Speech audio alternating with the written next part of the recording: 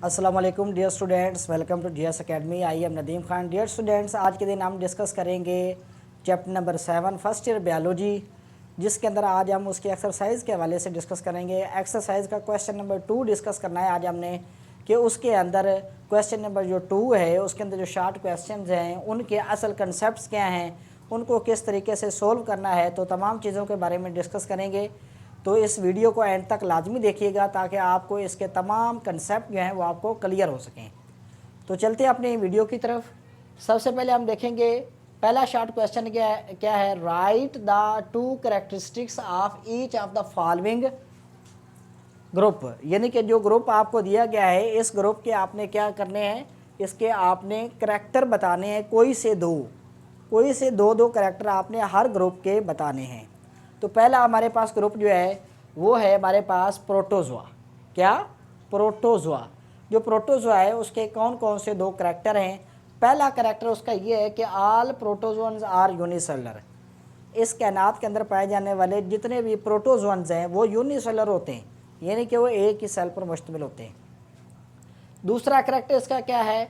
The most ingest the food by the endocytosis, यानी कि ये ज़्यादातर फूड को इंजेस्ट करते हैं किस तरीके से? एंडोसाइटोसिस के ज़रिए से। तो डियर स्टूडेंट्स, हम डिस्कस कर रहे थे प्रोटोजोन के हवाले से। जो प्रोटोजोन होते हैं उसका सेकंड करैक्टर क्या है हमारे पास? Most ingest the food by the endocytosis, यानी कि इन्होंने खुराक को एंडोसाइटोसिस के ज़रिए से अपनी बॉडी के अंदर इनटेक करना होता है। यानी कि ये जो खुराक है उसको जिस तरह हम लोग इंजेस्ट करते हैं, यानी कि अपनी बॉडी के अंदर खुराक को निगलते हैं, इसी तरह ये क्या करते हैं, खुराक को अपनी बॉडी के अंदर दाखिल करते हैं।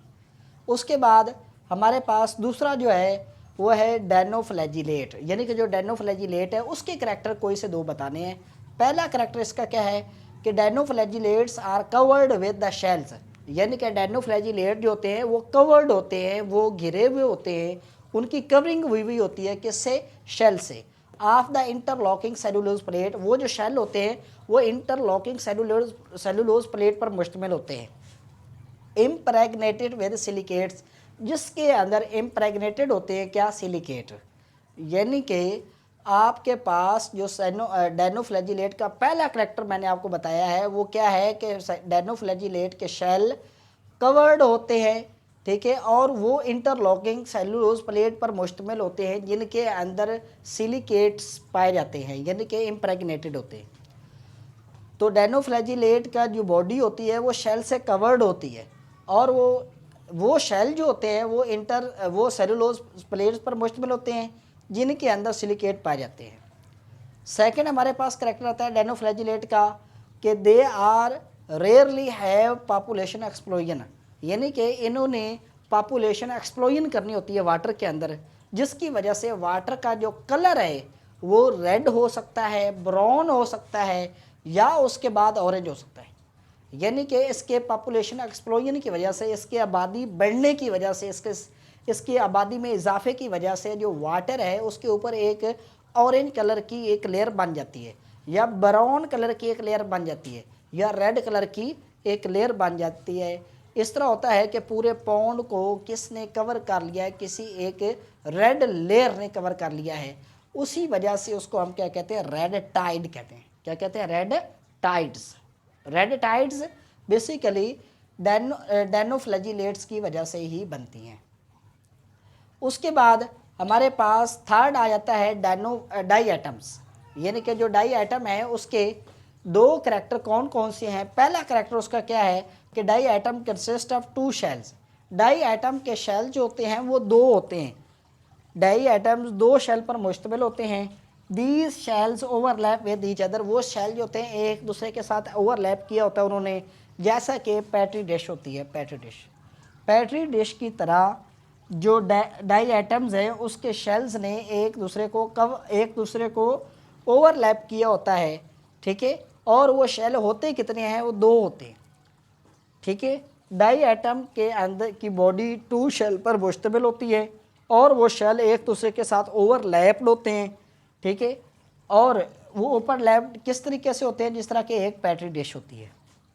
सेकंड इसका करैक्टर क्या है कि these are very important in the aquatic food chain, ये जो एक्वाटिक फूड चेन है उसके अंदर बहुत ज़्यादा इम्पोर्टेंट रोल प्ले करते हैं। उसके अंदर जो एक्वाटिक फूड चेन है उसके अंदर ये खुराक का बेसिक ज़रिया है, ये बेसिक प्रोड्यूसर है। कौन? डाई आइटम्स किसके अंदर? Into the aquatic life. जो एक्वाटिक लाइफ है उसके अंदर बेसिक प्रोड्यूसर कौन है? वो डाई आइटम्स है। फोर्थ वन हमारे पास जो है वो ये है कि स्लाइम मोल्ड्स के दो करैक्टर बताएं। स्लाइम मोल्ड का पहला करैक्टर क्या है? स्लाइम मोल्ड की फीडिंग स्टेज को हम क्या कहते हैं? प्लाज्मोडियम कहते हैं। The feeding stage of slime mould is Plasmodium. जो प्लाज्मोडियम की फीडिंग स्टेज है उसको हम क्या कहते हैं? उसको हम प्लाज्मोडियम कहते हैं। स्लाइम मोल्ड की फीडिंग स्टेज को क्या कहते हैं? प्लाज्मोडियम।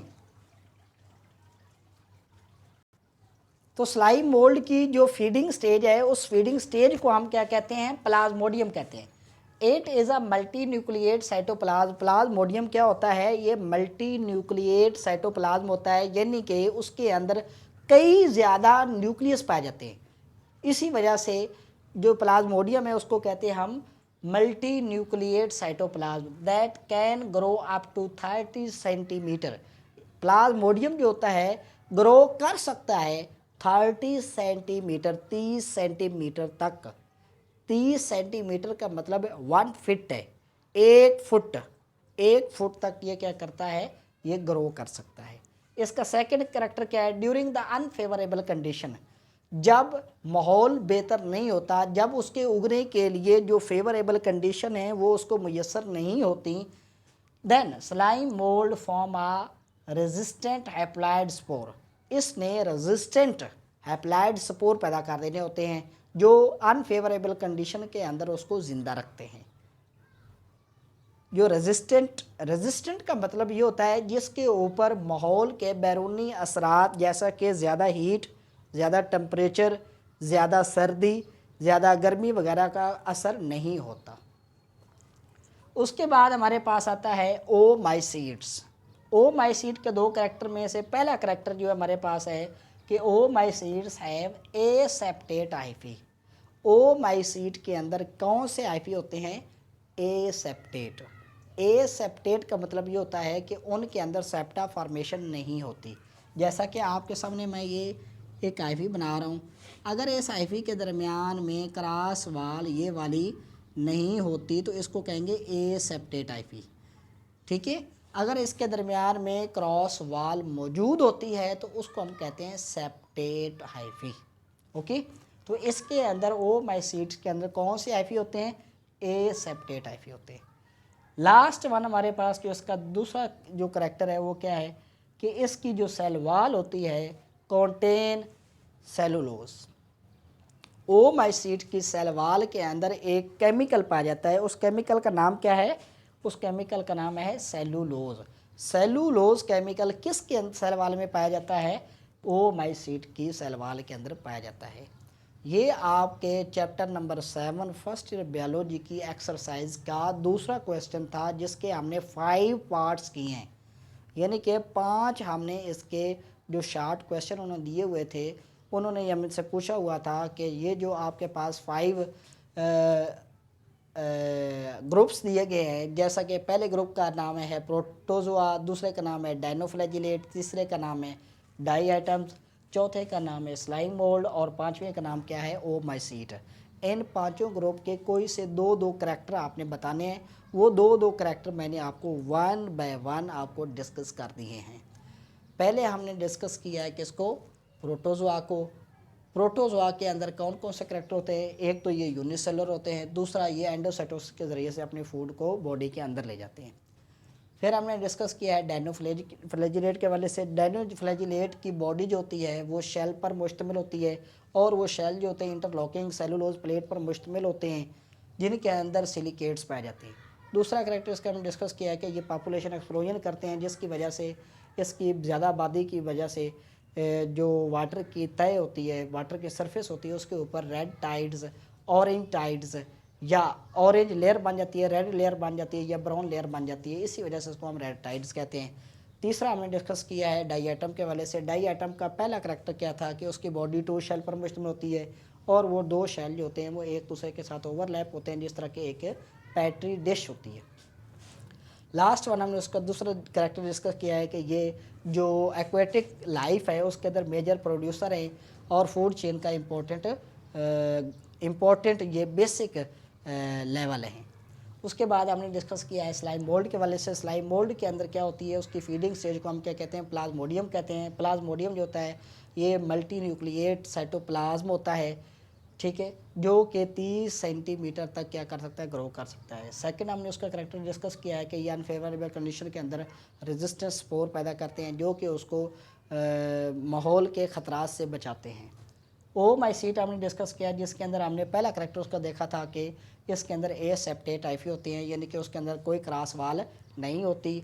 जबकि सेकंड करेक्टर हमने डिस्कस किया है कि उसके सेल वाल के अंदर केमिकल पाया जाता है, जिस केमिकल का नाम क्या है, सेलुलोज है। तो ये था हमारा आज का टॉपिक जो हमने डिस्कस किया है एक्सरसाइज के वाले से। तो जीएस एकेडमी के इस चैनल को सब्सक्राइब कर लें ताकि आपको हर आने वाली लेटेस्ट वीडियो आप तक पहुंच सके। Thank you very much. अस्सलाम वालेकुम।